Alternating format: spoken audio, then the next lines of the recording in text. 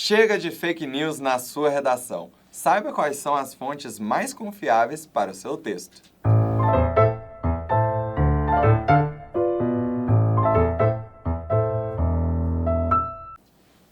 Olá, olá, meus queridos! Na aula passada, nós pudemos ver diversos exemplos de repertórios socioculturais para você não ficar na mão quando se surpreender com o tema da redação do Enem. Você agora está preparado para escrever sobre qualquer tema. Por isso, agora o nosso foco vai mudar. Nós vamos falar sobre estratégias de argumentação para o seu texto. E uma estratégia fundamental é a comprovação dos argumentos. É importante citar dados e estatísticas que confirmem o seu posicionamento, pois uma pesquisa vinda de um órgão confiável é capaz de convencer o mais difícil dos seus adversários em um debate, ou, nesse caso, apenas o corretor da sua redação.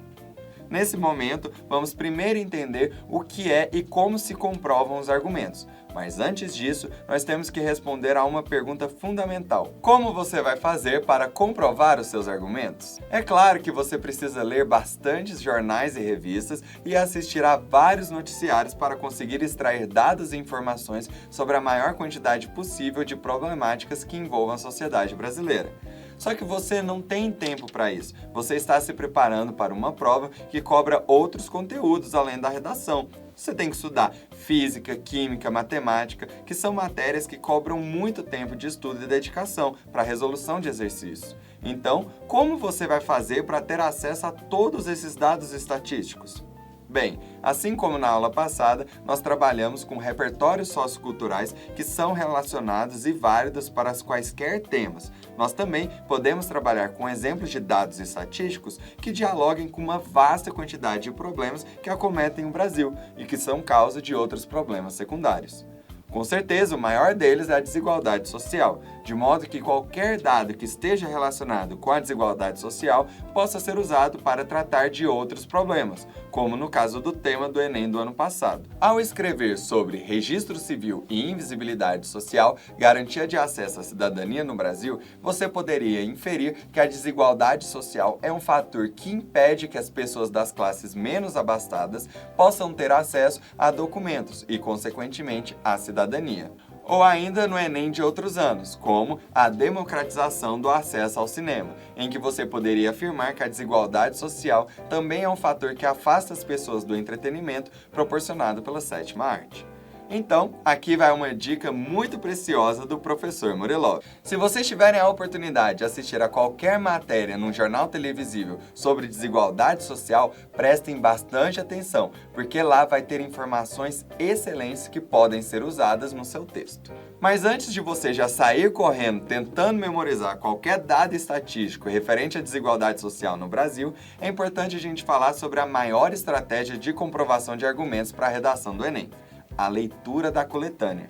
Em primeiro lugar, é exigido nas competências de avaliação do Enem que você mantenha um diálogo produtivo com a coletânea, sem que, é claro, você não copie nenhum trecho dos textos motivadores.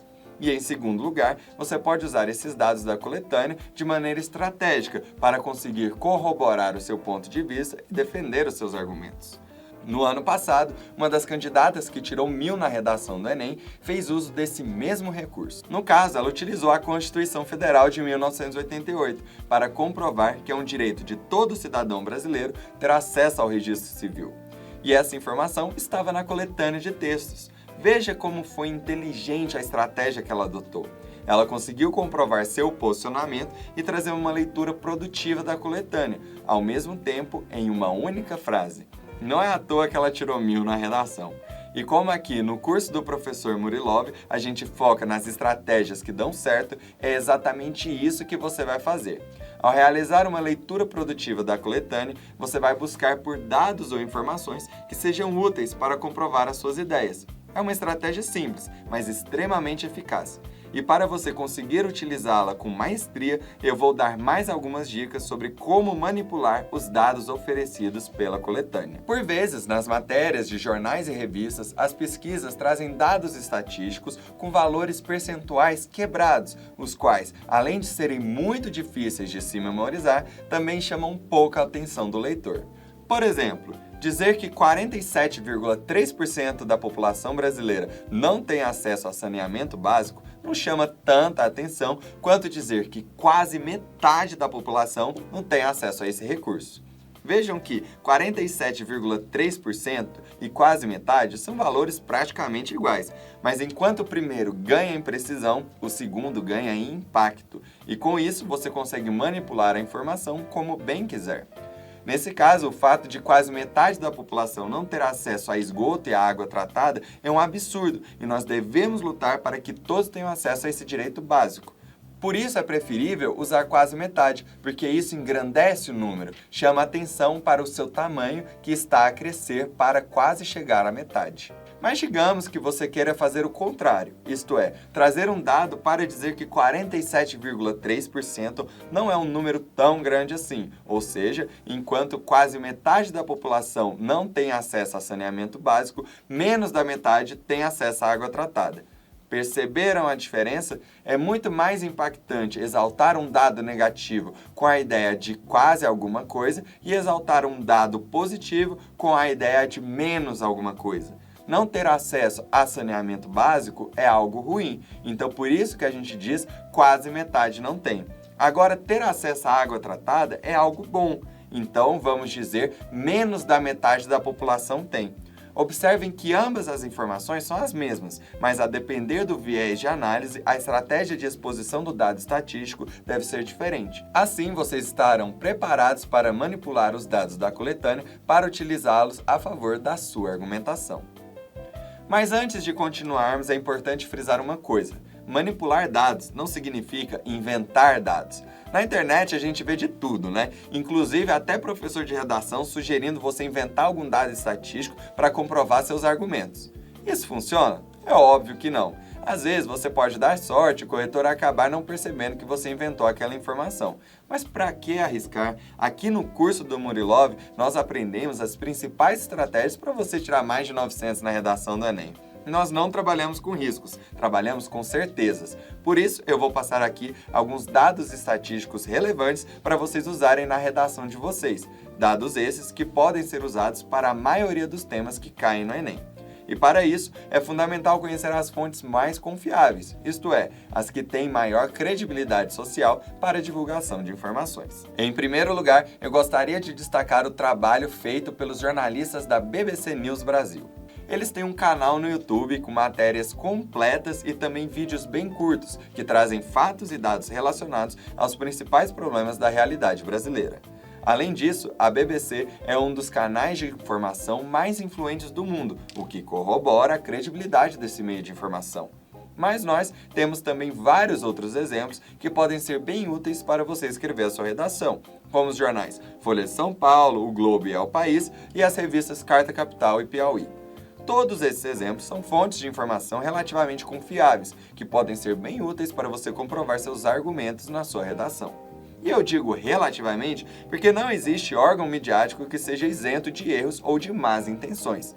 Mas, de todo modo, o profissionalismo exigido por essas redes de informação acaba por torná-las mais confiáveis do que conteúdos divulgados em correntes de WhatsApp ou em grupos de Facebook. Chega de fake news na sua redação! Bem, dito isso, vamos aos exemplos de alguns dados relevantes para você colocar na sua redação. De acordo com o canal de informações BBC News Brasil, o Brasil figura entre os países mais desiguais do mundo, ao lado da África do Sul, México e Emirados Árabes Unidos. No vídeo feito por essa emissora, o âncora mostra 4 dados que justificam por que o Brasil está entre os países mais desiguais do mundo. O primeiro deles afirma que 10% dos cidadãos mais ricos do Brasil concentram a riqueza de 59% da renda total do país.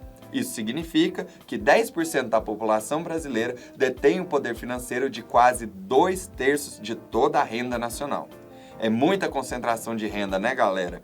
Já o segundo dado traz uma informação do lado oposto. Metade da população ganha quase 30 vezes menos do que os 10% mais ricos.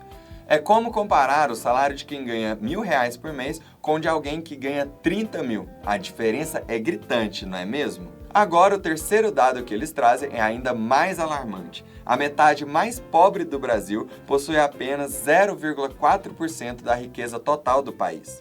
é uma diferença de mais de 100 vezes menos poder aquisitivo. E isso justifica porque o nosso país está entre os mais desiguais do mundo e ainda é um meio de comprovação para tantos problemas sociais que os cidadãos brasileiros enfrentam, principalmente os menos abastados. E no caminho contrário, 1% dos mais ricos do país respondem à metade do patrimônio nacional. Está tudo invertido e por isso o Brasil é um país tão desigual. Agora fiquem atentos a esses dados que eu trouxe. De modo geral, eles podem ser até intuitivos, porque tomar conhecimento dessas informações é entender a realidade brasileira. Eu não quero aqui que vocês apenas decorem esses dados estatísticos para reproduzir nos textos de vocês. É importante que vocês entendam o impacto social disso e como isso se relaciona com diversos problemas que afetam a nossa sociedade. E ter em mente essas informações é muito valioso porque elas podem ter relação tanto com os problemas advindos de uma ineficiência do poder público, que não consegue trazer uma diminuição das desigualdades socioeconômicas mediante políticas públicas, como também um descaso da parcela mais abastada da sociedade, que se mostra indiferente em face das péssimas condições que vivem os cidadãos mais pobres do país. E como nós estamos enfrentando um cenário pandêmico, é nítido como a desigualdade aumentou, dada a crise econômica motivada pelas políticas de isolamento social, aliada ao pânico generalizado devido ao elevado número de mortes ocasionado por essa doença. Dito isso, vocês têm em mãos um rico arsenal de informações para conseguir comprovar o ponto de vista de vocês. Mas uma coisa ainda está faltando. Quais conectivos você deve usar para apresentar os dados estatísticos? Vem comigo que é bem simples. Como vocês vão usar essas informações para comprovar o ponto de vista de vocês, existem dois conectivos muito bons para isso. São eles, como prova disso e a título de comprovação.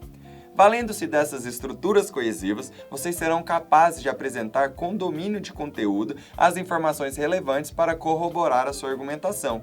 Veja só como ficaria por meio desse exemplo sobre o tema do último Enem, aquele sobre registro civil e acesso à cidadania. Nesse sentido, é evidente como o acesso a documentos pessoais é dificultado pelas disparidades econômicas no país, o qual é um dos mais desiguais do mundo. A título de comprovação, segundo a BBC News Brasil, a metade mais pobre da população brasileira detém apenas 1% da riqueza nacional. Veja como é simples, mas ao mesmo tempo poderosa essa estratégia argumentativa. Então fiquem atentos a isso para estarem conectados com o mundo em que vive e com os problemas que acometem a sua sociedade. E na próxima aula nós vamos falar de um assunto muito importante, a argumentação. Mas antes disso, é fundamental que você escreva a nossa 5ª proposta de redação e leia o 5º capítulo do nosso livro. Lembre-se que a prática é o único caminho para poder evoluir em redação. Por isso, mãos à obra! Nos vemos na próxima aula. Fica aqui um grande abraço do professor Murilov e até a próxima!